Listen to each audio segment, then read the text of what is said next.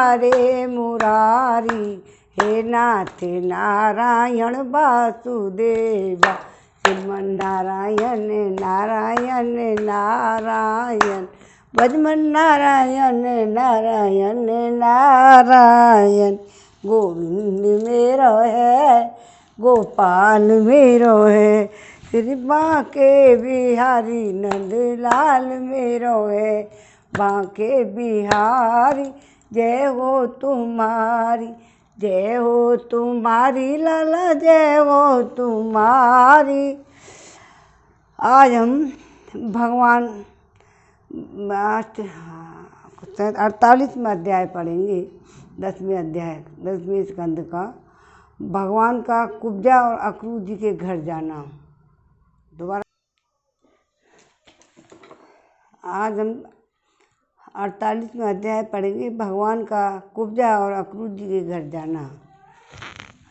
श्री सुखदेव जी कहते हैं, परीक्षित, तदंतर भगवान सबके आत्मा तथा सब कुछ देखने वाले भगवान श्री कृष्ण अपने से मिलने की आकांक्षा रखकर व्याकुल हुई कुब्जा का प्रिय कन्या उसे सुख देने के लिए इच्छा से उसके घर गए। कुब्जा का घर बहुमूल्य सामग्रियों से संपन्न था। उसमें श्रृंगार रस का उद्दीपन करने वाली बहुत सी साधन सामग्री भी भरी हुई थी।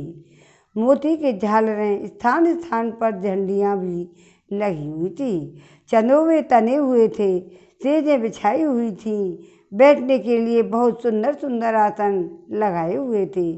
धूप की सुगंध फैल रही थी, दीपक की शिखाएं जगमगा रही थीं। स्थान स्थान पर फूलों के हार चंदन रखे हुए थे। भगवान को अपने घर आते देख कुब्जा तुरंत हड़बड़ाकर अपने आसन से उठ खड़ी हुई और सखियों के साथ आगे बढ़कर उसने विधिपूर्वक भगवान का स्वागत सत्कार किया। फिर श्रेष्ठ आसन देकर विविध उपचारों से उनकी विधिपूर्वक पूजा की। कुब्जा ने भगवान के परम भक्त उद्धव जी की भी समुचित रीति से पूजा की, परंतु वे उसके सम्मान के लिए उसका दिया हुआ आसन छूकर धरती पर ही बैठ गए। अपने स्वामी के सामने उन्होंने आसन पर बैठना उचित न समझा। भगवान श्री कृष्ण सच्चिदानंद स्वरूप होने पर भी लोकाचार का अनुकरण करते हुए तुरंत उसकी बहुमूल्य सीट पर जा बैठे। तब कुब्जा स्नान, अंगराग, वस्त्र, आभूषण, हार, गंध, इत्र आदि तांबूल और सुदासव आदि से अपने को खूब सजाकर लीलामयी लजीली मुस्कान तथा हाव भाव के साथ भगवान की ओर देखती हुई उनके पास आई। कुब्जा नवीन मिलन के संकोच से कुछ झिझक रही थी। तब श्याम सुंदर श्री कृष्ण ने उसे अपने पास बुला लिया और उसकी कंकड़ से सुशोभित कलाई पकड़कर अपने पास बैठा लिया और उसके साथ क्रीड़ा करने लगे। हे परीक्षित, कुब्जा ने इस जन्म में केवल भगवान को अंगराग अर्पित किया था। उसी एक शुभ कर्म के फलस्वरूप उसे ऐसा अनुपम अवसर मिला। कुब्जा भगवान श्री कृष्ण के चरणों को अपने काम संतप्त हृदय, वक्ष स्थल, नेत्रों पर रखकर उनकी दिव्य सुगंध लेने लगी। इस प्रकार उसने अपने हृदय की सारी आदि व्याधि शांत कर ली। वक्ष स्थल से सटे हुए आनंद मूर्ति प्रियतम श्याम सुंदर का अपनी दोनों भुजाओं से गाढ़ आलिंगन करके कुब्जा ने दीर्घ काल से बढ़े हुए विरहताप को शांत किया। परीक्षित, कुब्जा ने केवल अंगराग समर्पित किया था, उतने से ही उसे उन सर्वशक्तिमान भगवान की प्राप्ति हुई जो केवल मोक्ष के अधीश्वर हैं और जिनकी प्राप्ति अत्यंत कठिन है। परंतु दुर्भागा ने उन्हें प्राप्त करके भी व्रज गोपियों की भांति सेवा ना मांगकर यही मांगा, प्रियतम आप कुछ दिन यहीं रहकर मेरे साथ क्रीड़ा कीजिए, क्योंकि हे कमल नयन, मुझे आपका साथ नहीं छोड़ा जाता।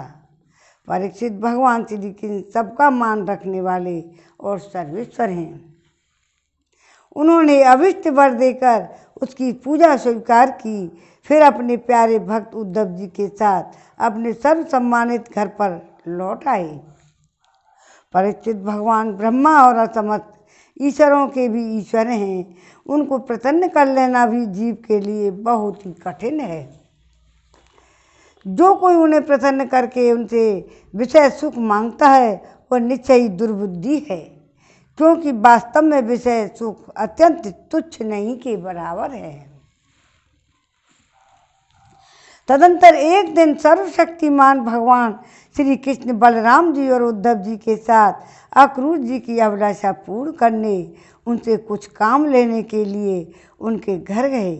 अक्रूर जी ने दूर से ही देख लिया कि हमारे परम बंधु मनुष्य लोका शिरोमणि भगवान श्री कृष्ण और बलराम जी आदि पधार रहे हैं। वे तुरंत उठकर आगे गए और आनंद से भरकर उनका अभिनंदन और आलिंगन किया। अक्रूर जी ने भगवान श्री कृष्ण और बलराम जी को नमस्कार किया। उद्धव जी के साथ उन दोनों भाइयों ने भी उन्हें नमस्कार किया। जब सब लोग आराम से आसनों पर बैठ गए तब अक्रूर जी उन लोगों की विधिवत पूजा करने लगे। परीक्षित, उन्होंने पहले भगवान के चरण धोकर चरणोदक सिर पर धारण किया। फिर अनेकों प्रकार की पूजा सामग्री, दिव्य वस्त्र, गंध, माला और श्रेष्ठ आभूषणों से उनका पूजन किया। सिर झुकाकर उन्हें प्रणाम किया। उनके चरणों को अपनी गोद में लेकर दबाने लगे। उसी समय उन्होंने विनयान्वित होकर भगवान श्री कृष्ण और बलराम जी से कहा भगवान यह बड़े ही आनंद और सौभाग्य की बात है कि पापी कंस अपने अनुयायियों के साथ मारा गया। उसे मारकर आप दोनों ने यदुवंश को बहुत बड़े संकट से बचा लिया है तथा उन्नत और समृद्ध किया है। आप दोनों जगत के कारण, जगत रूप आदि पुरुष हैं। आपके अतिरिक्त ये कोई वस्तु नहीं है। हे प्रभु, न कारण और न कर्तार परमात्मा आपने ही अपनी शक्ति से इसकी रचना की है। आप ही अपनी काल माया आदि शक्तियों से इसमें प्रविष्ट होकर जितनी भी वस्तुएं देखी जाती हैं, सुनी जाती हैं, उनके रूप में प्रतीत हो रहे हैं।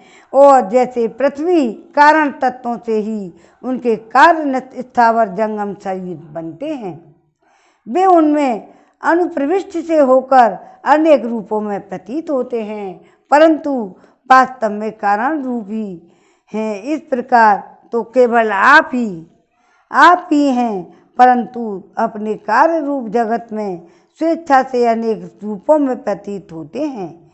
यह भी आपकी एक लीला ही है। हे प्रभु, आप रजोगुण, सतगुण और तमोगुण अपनी शक्तियों से क्रमशः जगत की रचना और पालन और संहार करते हैं, किंतु आप उन गुणों से अथवा उनके द्वारा होने वाले कर्मों से बंधन में नहीं पड़ते, क्योंकि आप शुद्ध ज्ञान स्वरूप हैं। ऐसी स्थिति में आपके लिए बंधन का कारण ही क्या हो सकता है।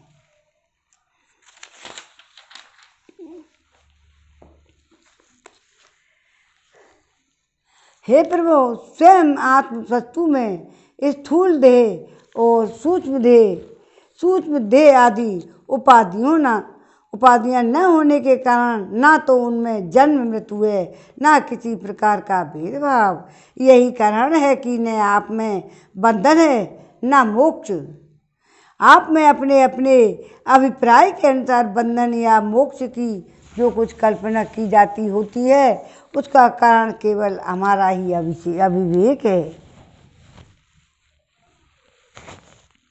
अविवेक ही है। आपके जगत के कारण कल्याण के लिए यह सनातन वेद मार्ग प्रकट किया है।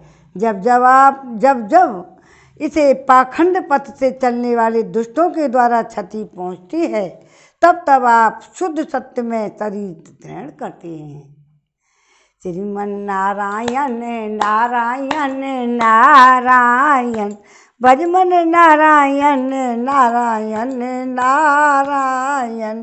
गोविंद मेरो है, गोपाल मेरो है, श्री बांके बिहारी नंदलाल मेरो गे, बांके बिहारी जय हो तुम्हारी। हे प्रभु, यही वही आप इस समय अपने अंश श्री बलराम जी के साथ पृथ्वी का भार दूर करने के लिए यहाँ वसुदेव जी के घर अवतीर्ण हुए हैं। आप असुरों के अंश से उत्पन्न नामात्र के शासकों की 100 अधोहेड़ी सेना का संहार करेंगे और यदुवंश के यश का विस्तार करोगे। इंद्रियातीत परमात्मन सारे देवता पितर भूतगण राजा आपकी मूर्ति हैं। आपके चरणों की दोवन गंगा जी तीनों लोकों को पवित्र करती है। आप सारे जगत के एकमात्र पिता और शिक्षक हैं। वही आज आप हमारे घर पधारे हैं। आज इसमें संदेह नहीं, आज हमारे घर धन्य धन्य हो गए। उनके सौभाग्य की सीमा ना रही। हे प्रभु, आप धन्य हो। हे प्रभु, आप प्रेम भक्तों के परम प्रियतम सत्यवक्ता कारण हेतु और कृतज्ञ हैं। जरा सी सेवा को भी मान लेते हैं। भला ऐसा कौन बुद्धिमान पुरुष है जो आपको छोड़कर किसी दूसरे की शरण में जाएगा। आप अपनी भजन करने वाले प्रेमी भक्तों की समस्त अभिलाषाएं पूर्ण कर देते हैं, यहाँ तक कि जिसकी कभी क्षति और वृद्धि नहीं होती। एक रस है, उसे अपने उस आत्मा का भी आप दान कर देते हैं। भक्तों के कष्ट मिटाने वाले, जन्म मृत्यु के बंधन से छुड़ाने वाले हैं प्रभु। बड़े बड़े योगी राज और देवराज जी आपके स्वरूप को नहीं जान सकते, परंतु हमें आपका साक्षात दर्शन हो गया है। यह कितनी सौभाग्य की बात है प्रभु। हम स्त्री पुत्र धन स्वजन गे और देह आदि के मोह से रस्सी से बंधे हुए हैं और अवश्य ही यह आपकी माया का खेल है। आप कृपा करके इस गाढ़े बंधन को शीघ्र काट डालिए। सुखदेव जी कहते हैं कि परीक्षित इस प्रकार अक्रूर जी भगवान की पूजा और स्तुति की। इसके बाद भगवान श्री कृष्ण ने मुस्कुराकर अपनी मधुर वाणी से उन्हें मानो मोहित करते हुए कहा।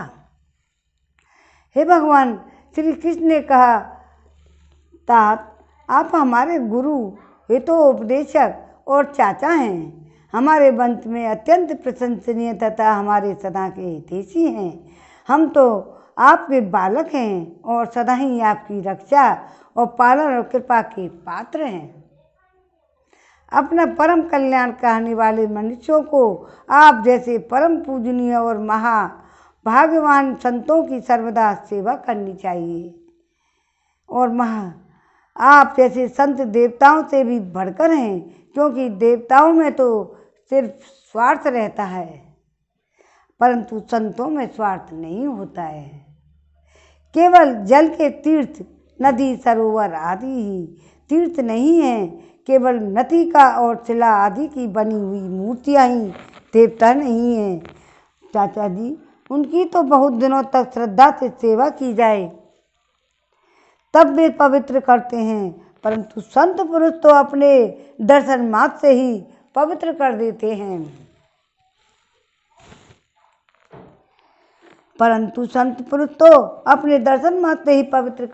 हैं। चाचा जी, आप हमारे हितैषी सुहृदों से सर्वश्रेष्ठ हैं, इसलिए आप पांडवों का हित करने के लिए तथा उनका कुशल मंगल जानने के लिए हस्तिनापुर जाइए। हमने ऐसा सुना है कि राजा पांडु के मर जाने पर अपनी माता कुंती के कारण युधिष्ठिर और पांडव बड़े दुख में पड़ गए थे। अब राजा धृतराष्ट्र ने उन्हें अपनी राजधानी हस्तिनापुर में ले आए हैं और वे वहीं रहते हैं। आप जानते ही हैं कि राजा धृतराष्ट्र एक तो अंधे हैं, दूसरे उनकी मनोबल की भी कमी है। उनका पुत्र दुर्योधन बहुत ही दुष्ट है और उसके अधीन होने के कारण पांडवों के साथ अपने पुत्रों जैसा समान व्यवहार नहीं कर पाते। इसलिए आप वहाँ जाइए और मालूम कीजिए उनकी स्थिति अच्छी है या बुरी। आपके द्वारा उनका समाचार जानकर मैं ऐसा उपाय करूँगा जिसमें उनकी सुहृदों को सुख मिले। और सर्वशक्तिमान भगवान श्री कृष्ण अक्रूर जी को इस प्रकार आदेश देकर बलराम जी और उद्धव जी के साथ वहाँ से अपने घर लौट आए। 48वें अध्याय में विराम हो गया है। अब 49वां अध्याय हम पढ़ेंगे। श्रीमन नारायण नारायण नारायण पद्मन नारायण नारायण नारायण गोविंद मेरो है अरे गोपाल मेरो है श्री बांके बिहारी नंद लाल मेरो है नंद लाल मेरो है। छोटो तो लाला, अब तो लाला बड़े हो गए हैं, अब बड़े बड़े काम करेंगे। अब 49वां अध्याय 10वें स्कंद का अक्रूर जी का हस्तिनापुर जाना। श्री सुखदेव जी कहते हैं, परीक्षित, भगवान की आज्ञा अनुसार अक्रूर जी हस्तिनापुर गए। वहाँ की एक वस्तु पर पूर्ववंशी नरपतियों की अमर कीर्ति की छाप लग रही है। वे वहाँ पहले धृतराष्ट्र, भीष्म, विदुर, कुंती, ब्राह्मण और उनके पुत्र सोमदत्त, द्रोणाचार्य, कृपाचार्य, कर्ण, दुर्योधन, द्रोणपुत्र, अश्वत्थामा, युधिष्ठिर आदि 5 पांडव तथा अन्य इष्ट मित्रों से मिले। जब गांधारी नंदन अक्रूर जी जब इस इष्ट मित्रों और संबंधियों से भली भांति मिल चुके, तब उनसे उन लोगों ने अपने मथुरावासी स्वजन संबंधियों की कुशल क्षेम पूछी। उनका उत्तर देकर अक्रूर जी ने भी हस्तिनापुर वासियों के कुशल मंगल के संबंध में पूछताछ की। परीक्षित, अक्रूर जी यह जानने के लिए धृतराष्ट्र पांडवों के साथ कैसा व्यवहार करते हैं, कुछ महीनों तक वहीं रहे। सच पूछो तो धृतराष्ट्र में अपने दुष्ट पुत्रों की इच्छा के विपरीत कुछ भी करने का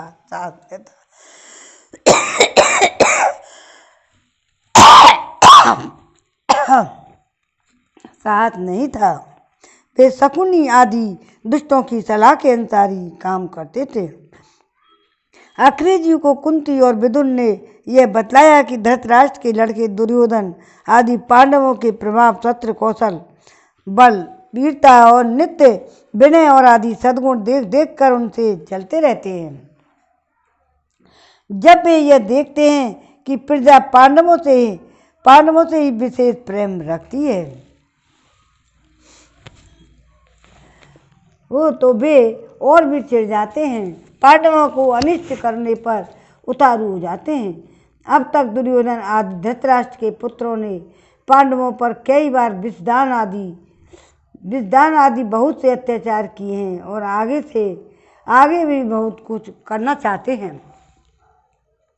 जब अक्रूर जी कुंती के घर आए, तब वह अपने भाई के पास जा बैठी। अक्रूर जी को देखकर कुंती के मन में अपने मायके की स्मृति जाग गई और नेत्रों में आंसू भर आए। उन्होंने कहा, प्यारे भाई, क्या कभी मेरे माँ बाप, भाई बहन, भतीजे, कुल की स्त्रियां, सखी, सहेलियां मेरी याद करती हैं? मैंने सुना है कि हमारे भतीजे भगवान श्री कृष्ण और कमल नयन बलराम बड़े ही भक्त वत्सल और शरणागत रक्षक हैं। क्या वे कभी अपने इन फुफेरे भाइयों को भी याद करते हैं? मैं शत्रुओं के बीच घिरकर शोकाकुल हो रही हूँ। मेरी यही दिशा है, जैसे कोई हरिणी भेड़ियों के बीच में पड़ गई हो। मेरे बच्चे बिना बाप के हो गए हैं। क्या हमारे श्री कृष्ण कभी यहाँ आकर मुझको और इन अनाथ बालकों को सांत्वना देंगे? श्री कृष्ण को अपने सामने समझकर कुंती को कहने लगी, सच्चिदानंद स्वरूप श्री कृष्ण, तुम महायोगी हो, विश्वथामा हो, तुम सारे विश्व के जीवन दाता हो। गोविंद, मैं अपने बच्चों के साथ दुख पर दुख भोग रही हूँ, तुम्हारी शरण आई हूँ। मेरी रक्षा करो, मेरे बच्चों को बचाओ। मेरे श्री कृष्ण, यह संसार मृत्यु में है, तुम्हारे चरण मोक्ष देने वाले हैं। मैं देखती हूँ जो लोग इस संसार में डरे हुए हैं, उनके लिए तुम्हारे चरण कमलों के अतिरिक्त और कोई शरण और कोई सहारा नहीं है। श्री कृष्ण, तुम माया के लेस से रहित परम शुद्ध हो, तुम स्वयं परम ब्रह्म परमात्मा हो, समस्त साधनों और योगों और उपायों के स्वामी हो, स्वयं योगी भी हो। और श्री कृष्ण तुम्हारी शरण आई हूँ, मैं तुम्हारी, तुम मेरी रक्षा करो। इस प्रकार कुंती अपने अक्रूर भाई से सारी प्रार्थना कर रही हैं। श्री सुखदेव जी ने कहते हैं कि परीक्षित, तुम्हारी परदादी कुंती इसी प्रकार सगे संबंधियों और अंत में जगदीश्वर भगवान श्री कृष्ण को स्मरण करके अत्यंत दुखित हो गईं, फपक फपक कर रोने लगी। अक्रूर जी और विदुर जी दोनों ही सुख और दुख को समान दृष्टि से देखते थे। दोनों यशस्वी महात्माओं ने कुंती को उसके पुत्रों को जन्मदाता धर्म, वायु और देवताओं की याद दिलाई और यह कहकर कि तुम्हारे पुत्र अधर्म का नाश करने के लिए ही पैदा हुए हैं, बहुत कुछ समझाया बुझाया और सांत्वना दी। अक्रूर जी जब मथुरा जाने लगे तब राजा धृतराष्ट्र के पास आए। अब तक यह स्पष्ट हो गया कि राजा अपने पुत्रों का पक्षपात करते हैं और भतीजों के साथ अपने पुत्रों का सा बर्ताव नहीं करते। अक्रूर जी की कौरवों की भरी सभा में श्री कृष्ण और बलराम जी आदि का हितैषता से भरा हुआ संदेश कह सुनाया।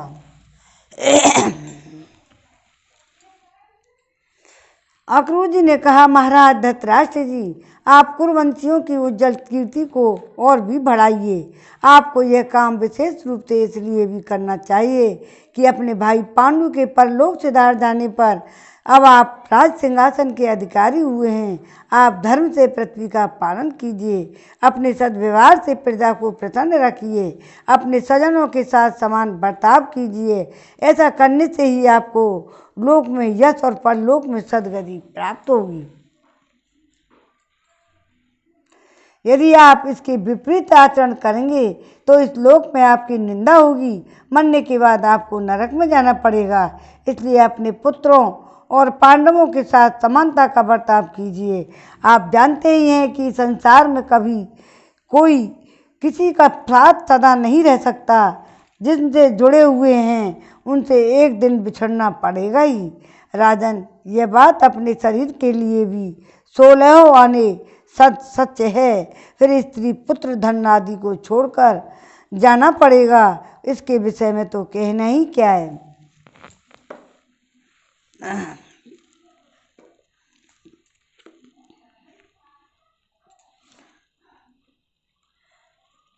जीव अकेला ही पैदा होता है और अकेला ही मर जाता है।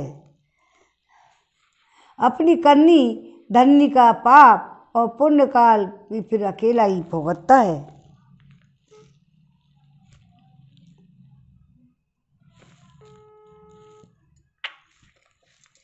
जिस स्त्री को पुत्रों की हम अपना समझते हैं वे तो हम अपने जहाँ तुम्हारे अपने हैं। हमारा भरण पोषण करना तुम्हारा धर्म है। इस प्रकार की बातें बनाकर मूर्ख प्राणी अधर्म से इकट्ठे किए हुए धन को लूट लेते हैं। इस प्रकार बातें बनाकर मूर्ख प्राणी अधर्म से इकट्ठे किए हुए धन को लूट लेते हैं। जैसे जल में रहने वाले जंतुओं के सर्वस्व जल को उन्हीं के संबंधी चाट जाते हैं। अब दोबारा थोड़ा सा पढ़ना हो।